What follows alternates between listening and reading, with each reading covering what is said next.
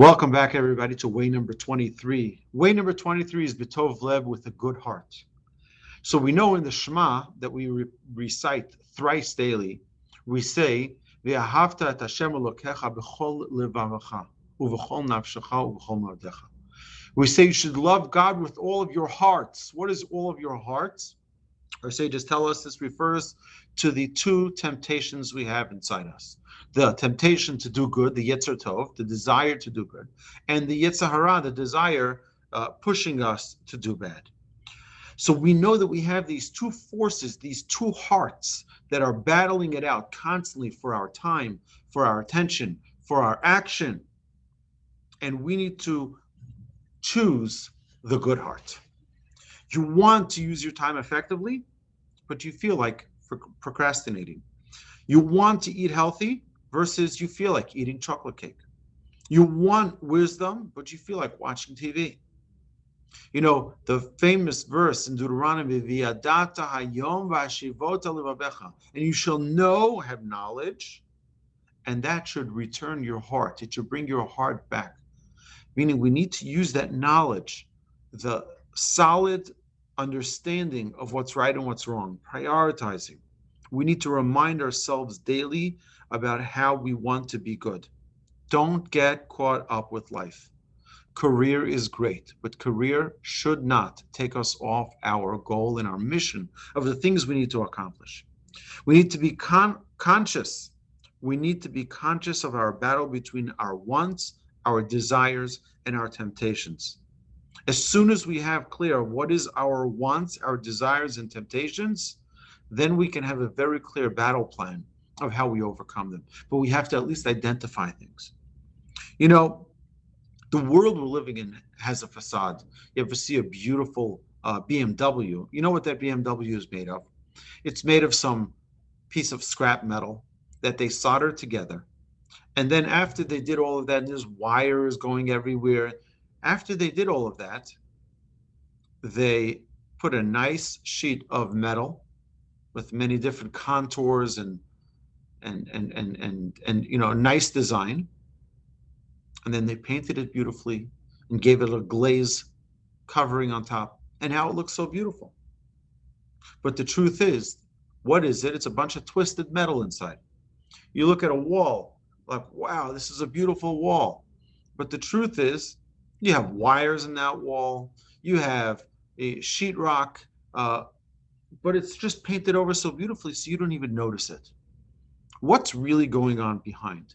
It's very easy to get caught up with confusion because things look and they appear to the eyes of the undiscerned as being something which is possibly beautiful, something which is possibly virtuous, and sadly, many times it isn't. So we have to be careful of the matrix in our lives, the things which are not real, but present themselves as if they are.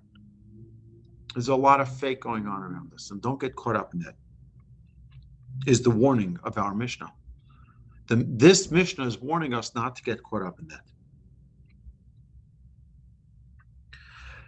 We need to do what's right, regardless of social pressures. One who truly desires to be good should be learned. This will help you discern between good and not good. Before every decision conclude, what does my soul want and what does my body want? Two different things. Your soul might want to have that other drink, but your soul, right, your body might want to have that other drink, but your soul doesn't. Your soul saying, bring me back to another torch class. Bring me back to another learning opportunity. Before every decision, conclude, what does my body want? What does my soul want? In Ethics of Our Fathers, chapter 2, Mishnah 9, it says, what is the just way for a man to conduct his life? The Mishnah concludes, and all the students went to go figure out what's the best way to conduct your life. Rabbi Elazar ben Aruch gave the correct answer, and that was belev tov, with a good heart. Because if you have a good heart, if your heart is in the right place, everything else will be virtuous. Everything else will be good. The heart is the engine of all of our other strengths and the source of all actions. The body does the actions, but the heart inspires it.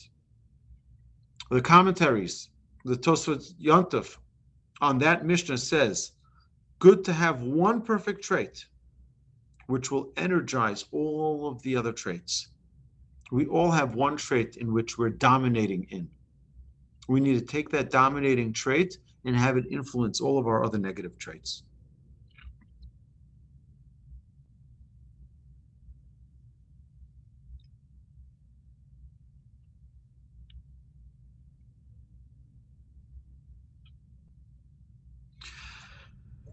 It's a good thing for us to sometimes let our children fail.